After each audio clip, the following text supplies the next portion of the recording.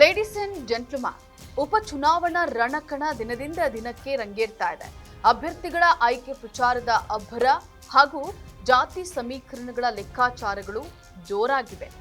ಹಾಗಾದ್ರೆ ಉಭಯ ಕ್ಷೇತ್ರಗಳಲ್ಲಿ ಗೆಲುವು ಯಾರಿಗೆ? ಈ ಕುರಿತಾದ ಕಂಪ್ಲೀಟ್ ಡೀಟೇಲ್ಸ್ ನಿಮ್ಮ ಮುಂದೆ ಇಡ್ತೀನಿ. ಎಸ್ ವೀಕ್ಷಕರೇ, ನೆಲ ಜಲ ಭಾಷೆಗಾಗಿ ಪ್ರಾಮಾಣಿಕ ಪತ್ರಿಕೋದ್ಯಮ. ನೀವು ನೋಡ್ತಾ ಇದ್ದೀರಾ ಫೋಕಸ್ ಟಿವಿ. ನಾನು ಪವಿತ್ರ.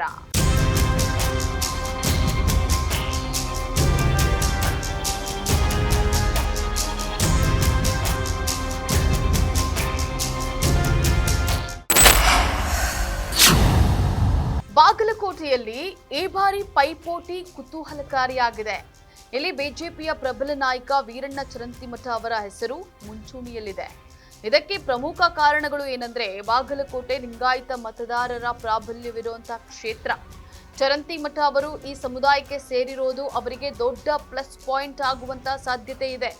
ಕಳೆದ ಚುನಾವಣೆಯಲ್ಲಿ ಅವರು ಅನುಭವಿಸಿದ ಸೋಲು ಈ ಬಾರಿ ಮತದಾರರಲ್ಲಿ ಅವರ ಪರವಾಗಿ ಒಂದು ರೀತಿಯ ಅನುಕಂಪವನ್ನ ಮೂಡಿಸಿದೆ ಎನ್ನಲಾಗ್ತಾ ಇದೆ.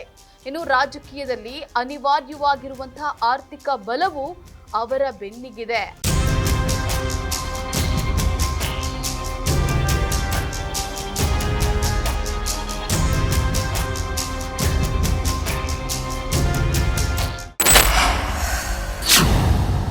ಇನ್ನು ಚರಂತಿಮಠ ಅವರ ಎದುರಾಳಿಯಾಗಿರುವಂತಹ ಕಾಂಗ್ರೆಸ್ನ ಉಮೇಶ್ ಮೇಟಿ ಅವರಿಗೆ ತುಸು ಕಠಿಣ ಸವಾಲುಗಳಿವೆ. ಕುರುಬ ಸಮುದಾಯಕ್ಕೆ ಸೇರಿದಂತಹ ಉಮೇಶ್ ಅವರಿಗೆ ಕ್ಷೇತ್ರದಲ್ಲಿ ಜಾತಿಯ ಬಲ ಚರಂತಿಮಠ ಅವರಿಗಿಂತ ತುಸು ಕಡಿಮೆ ಅನ್ನಬಹುದು.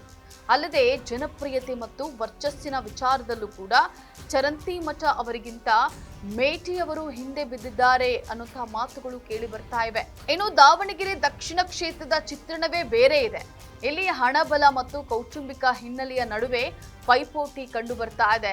ಕಾಂಗ್ರೆಸ್ನ ಅಭ್ಯರ್ಥಿಯಾಗಿರುವಂತಹ ಸಮರ್ಥ ಮಲ್ಲಿಕಾರ್ಜುನ್ ಅವರಿಗೆ ದೊಡ್ಡ ಮಟ್ಟದ ರಾಜಕೀಯ ಹಿನ್ನೆಲೆ ಇದೆ. ದಿವಂಗತ ಶಾಮನೂರು ಶಿವಶಂಕರಪ್ಪ ಅವರ ಕುಟುಂಬದ ಮೇಲಿರುವಂತಹ ಗೌರವ ಮತ್ತು ಅವರ ಅಭಿವೃದ್ಧಿ ಕೆಲಸಗಳು ಸಮರ್ಥ ಅವರಿಗೆ ಶ್ರೀರಕ್ಷೆಯಾಗಿವೆ. ಪ್ರಬಲ ರಾಜಕೀಯ ಕುಟುಂಬದ ಹಿನ್ನೆಲೆ ಹಾಗೂ ಆರ್ಥಿಕವಾಗಿ ಸದೃಢರಾಗಿರೋದು ಇವರ ಪ್ರಚಾರಕ್ಕೆ ದೊಡ್ಡ ಆನೆಬಲವನ್ನು ತಂದಿದೆ. ಇನ್ನೊಂದೆಡೆ ಬಿಜೆಪಿಯ ಶ್ರೀನಿವಾಸ್ ದಾಸಕರಿಯಪ್ಪ ಅವರು ಎದುರಿಸ್ತಾ ಇರುವಂತಹ ಸವಾಲುಗಳು ಒಂದೆರಡಲ್ಲ. ಒಬಿಸಿ ಸಮುದಾಯಕ್ಕೆ ಸೇರಿದಂತಹ ಇವರಿಗೆ ಸಮುದಾಯದ ಬಲದ ಕೊರತೆ ಇದೆ ಅಂತ ಹೇಳಲಾಗ್ತಾ ಇದೆ. ಇದರೊಂದಿಗೆ ಅವರ ವೈಯಕ್ತಿಕ ವರ್ಚಸ್ಸು ಕ್ಷೇತ್ರದಲ್ಲಿ ಇನ್ನೂ ಗಟ್ಟಿಯಾಗಬೇಕಾಗಿದೆ. ಹಾಗಾಗಿ ಸದ್ಯದ ಪರಿಸ್ಥಿತಿಯಲ್ಲಿ ದಾವಣಗೆರೆ ದಕ್ಷಿಣದಲ್ಲಿ ಕಾಂಗ್ರೆಸ್ ಕೈ ಮೇಲಾದಂತೆ ಕಾಣ್ತಾ ಇದೆ. ವೀಕ್ಷಕರೇ, ರಾಜಕೀಯದಲ್ಲಿ ಯಾವುದೂ ಕೂಡ ಶಾಶ್ವತವಲ್ಲ.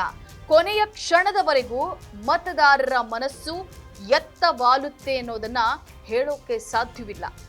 ಜಾತಿ, ಹಣ ಮತ್ತು ಅನುಕಂಪದ ಲೆಕ್ಕಾಚಾರಗಳು ಒಂದು ಕಡೆಯಾದ್ರೆ, ಕ್ಷೇತ್ರದ ಅಭಿವೃದ್ಧಿ ಮತ್ತು ಹೊಸಬರ ತುಡಿತ ಇನ್ನೊಂದು ಕಡೆ.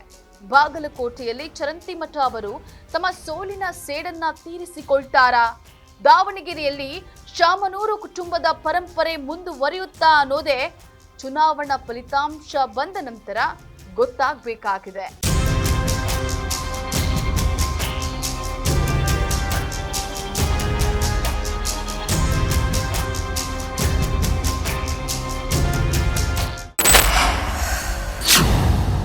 ಇದಾಗಿತ್ತು ಈ ಕ್ಷಣದ ಸುದ್ದಿ.